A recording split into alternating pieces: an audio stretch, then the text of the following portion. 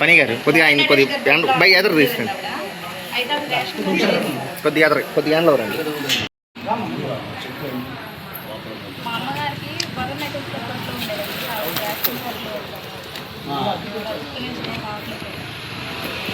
Aadhaar card మొన్న రీసెంట్గా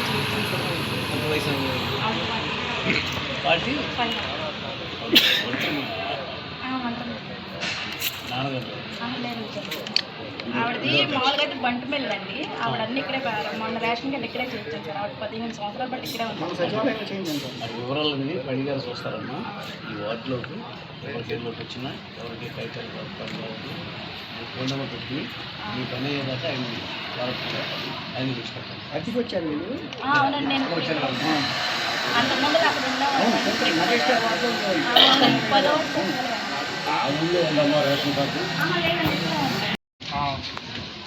డబ్బులు పడుతుంది మీ అకౌంట్లో పడుతున్నాయి. ఇప్పుడు ఈ ప్రభుత్వ పనితీరు ఎలా ఉందమ్మా? మేము 2 ఏళ్ళైన అధికారులకు వచ్చి మేము ఇచ్చిన హామీలన్నీ నెరవేర్చామా? మీకు ఆర్టీసీ బస్సులు ఉచితంగానే ప్రయాణం చేస్తున్నారా? ఆర్టీసీ బస్సుల్లో ప్రయాణం చేస్తున్నారా ఉచితంగా? ఎక్కడికి వెళ్ళాలా?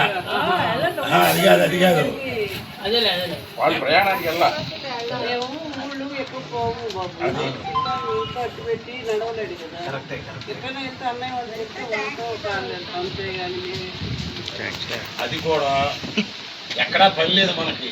ప్రభుత్వమే కాళ్ళ దగ్గరికి వస్తుంది, ఇంటికి వచ్చి పెన్షన్ ఇస్తుంది. ఇంకెక్కడికి వెళ్ళాల్సిన పనే ఉంది.